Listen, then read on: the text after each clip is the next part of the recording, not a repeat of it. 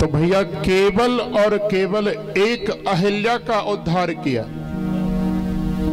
ज्यादा से ज्यादा शबरी का कल्याण किया। लेकिन राम के नाम ने शबरी और अहिल्या जैसी ना जाने कितनी नारियों को, कितने भक्तों को संसार से तार दिया। राम नाम की बड़ी महिमा है। एक कथा आप लोगों को मैं सुनाऊं।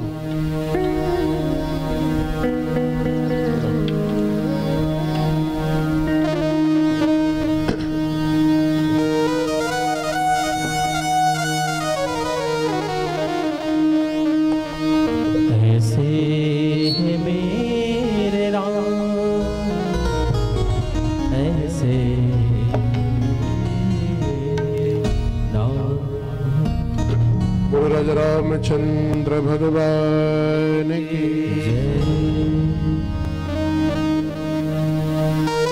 एक गांव में दो भाई रहते थे। बड़े ध्यान से सुनना। एक का नाम था धनपत और दूसरे का नाम था गणपत। धनपत बड़ा, गणपत छोटा। और ये जो धनपत जो था ना, ये राम के नाम से, हरि के नाम से बड़ी ईर्ष्या करता। होता है ना, जगना में भी कोई ना कोई होगा जिसे राम नाम से चिढ़ होगी। कहीं कहीं होते। इतनी ईर्ष्या ये राम के नाम से किया करता, ना तो कभी खुद राम का नाम ले और न किसी दूसरे को राम का नाम लेने दे।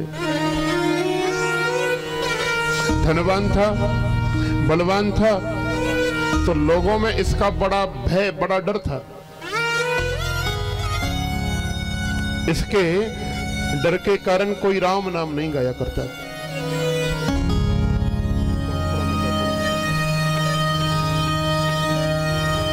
लेकिन इसका जो छोटा भाई था गणपत, उसे राम का नाम बड़ा प्यारा था। अब बड़े भैया के सामने तो नहीं गाता क्योंकि वो ईर्ष्यालु, लेकिन छुप करके वो बड़े भाव से राम नाम गाया करता। एक दिन इन धनपत और गणपत दोनों के नगर में, गांव में एक संत मंडली आ गई। और साधुओं का काम तो आप लोग जानते हो। साधु क्या करते हैं? स्वयं राम नाम गाएंगे और दूसरों से राम नाम गवाएंगे। यही काम साधुओं का है। साधु लोग तो बड़े उच्च स्वर में हरे राम राम राम हरे हरे, हरे कृष्ण कृष्ण कृष्ण हरे हरे, राम का नाम गा रहे। अब ये राम नाम की ध्वनि घर में बैठे उस धनपत सेठ के कानों में पड़ गई। कहने लगा, कौन मरना चाह रहा है? किसकी मौत आ गई है जो मेरे गांव में आकर के ये भगवान का नाम गाता है? छोटे भाई को बुलाया, ए गणपत, जाओ जाकर के देखो कौन मरना चाह रहा है। गणपत गया, जाकर के साधुओं को प्रणाम किया और कहा कि महाराज, ये राम नाम आप हमारे गांव में ना गाओ। बोले, क्यों भैया? अगर यहां नहीं गाएंगे तो क्या पाकिस्तान में गाएंगे? राम नाम तो यहीं गाएंगे। बोले, सुनो, आप मेरे भाई को नहीं जानते, वो बड़ा निशाचर है। अगर वो आ गया ना तो आपका अपमान कर देगा, आप चले जाओ। उसे राम के नाम से बड़ी ईर्ष्या है। बंधुओं, साधु कहने लगे कि जो राम का नाम ना ले, उसके मुख से राम नाम निकलवाना, यही तो हमारा काम है। बोलो जय सिया राम। प्रभुदयाल जी, और कोई बोले ना बोले, आप तो कम से कम बोला करो, हैं? आगे आप लोग सुनोगे, जेना करही राम गुण गाना, तो जीह सदादर जीह समाना। जो व्यक्ति राम का नाम अपनी जिब्या से नहीं लेता, उसकी जिब्या तो मेढक की जिब्या के समान है। इसलिए बोला करो भैया, जय सिया राम। संत बोले, चलो आज तुम्हारे भाई को ही देखते हैं। वो राम का नाम लेगा। चलो गए इकट्ठे होकर के, और तो राम नाम गाते हुए धनपत सेठ के बंगले में सब घुस गए। सेठ जी को बड़ा गुस्सा आया। ए बाबा, तुम्हारी इतनी हिम्मत, मेरे घर में अंदर आ गए? अभी बताता हूं। लाठी लेकर के दौड़े सेठ जी और उठा करके एक बाबा को, एक साधु को पटक दिया। तो साधु भी कोई हल्के फुल्के थोड़े होते हैं भैया, बड़े चकाचक माल खाते हैं, भंडारा खाते हैं, तो हष्ट-पुष्ट रहते हैं। क्या किया, एक साधु ने उठा करके धनपत सेठ जी को पटक दिया। उठा पटक चालू हो गई। अब तो धीमे धीमे कभी सेठ जी किसी साधु को पटक दे और कभी कोई साधु इस सेठ को पटक दे, लेकिन साधु अनेक थे, सेठ एक था। किसी ने पकड़ा हाथ, किसी ने पकड़े पैर और कहने लगे, सुन, अगर जिंदा रहना चाहता है ना, जीवित रहना चाहता है तो राम नाम गा। बोला मर जाऊंगा पर ये नाम कभी नहीं लूंगा। बोलो जय सिया राम। बंधुओं, साधु बार बार कहने लगे, बोल जय श्री राम। बोले नहीं बोलूंगा चाहे कुछ हो जाए।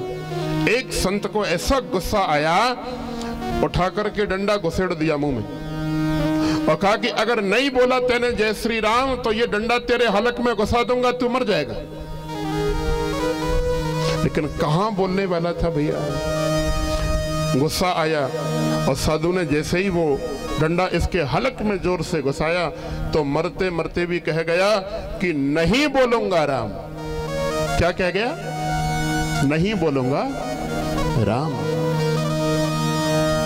मृत्यु भाई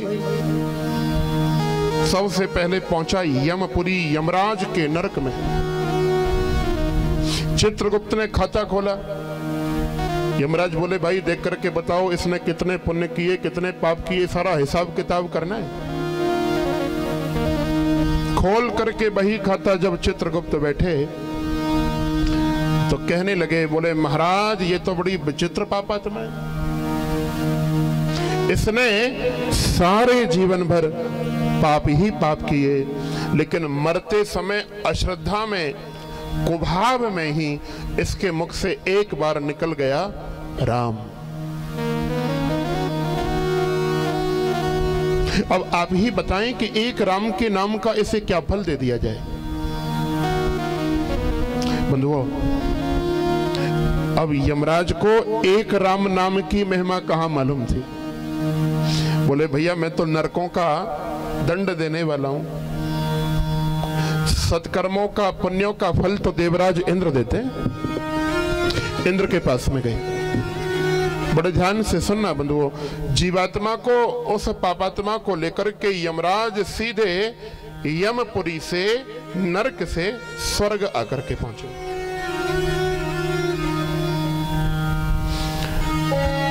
इंद्र से कहा यमराज ने कि देवताओं के राजा, आप बता में इस व्यक्ति ने जीवन भर पाप किए और मरते समय एक बार इसकी जिह्वा से निकल गया राम, उस एक राम के नाम का इसे क्या फल दे दिया जाए। अब एक राम के नाम की महिमा तो इंद्र को भी मालूम नहीं थी। इंद्र बोले, देखो ऐसा है भैया, ऐसा करो, सृष्टि की रचना करने वाले हैं भगवान ब्रह्मा, और ब्रह्मा ने इस जीव को रचा है, वही बताएंगे कि एक राम के नाम का क्या फल होना चाहिए। तो जो पापात्मा, वो धनपत सेठ नरक में आया, नरक से स्वर्ग गया और इंद्र और यमराज के साथ अब ये ब्रह्म लोक जाकर के पहुंचा है। देवराज इंद्र ने ब्रह्मा से पूछा कि ब्रह्मा आप बता में, आपने इस जीव की सृष्टि करी है, आप बता में कि इसे एक राम के नाम का क्या फल दिया जाए। सारे जीवन भर इसने पाप ही पाप किए, लेकिन मरते समय इसकी जिह्वा से एक बार निकला राम। अब आप ही बताओ कि एक राम के नाम की क्या महिमा होनी चाहिए, क्या फल होना चाहिए। अब तो विधाता ब्रह्मा की बुद्धि भी चकरा गई। ब्रह्मा को भी एक राम के नाम की महिमा मालूम नहीं थी। ब्रह्मा जी बोले सुनो, राम नाम के ज्ञाता हैं भगवान शंकर, उनसे बड़ा राम भक्त दुनिया में कोई नहीं। ऐसा करो, इसको भगवान शंकर के पास लेकर के चलो। आहा, कैसी लीला है बंधु। नरक से स्वर्ग गया, स्वर्ग से ब्रह्मलोक गया, और अब ये पापात्मा सीधा कैलाश पर्वत पे भगवान शंकर के दर्शन को जा रहा है। सभी देवता गए साथ में, ब्रह्मा हैं, इंद्र हैं, यमराज हैं, सबने भोलेनाथ को प्रणाम किया। हर हर महादेव। भगवान शंकर ने कहा, बोले भैया कैसे पधारे?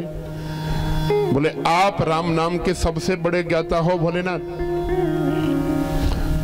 जरा आप बता में। देखो, इस जीव ने सारे जीवन भर पाप ही पाप किए, लेकिन मरते समय इसकी जिब्या से एक बार निकल गया राम।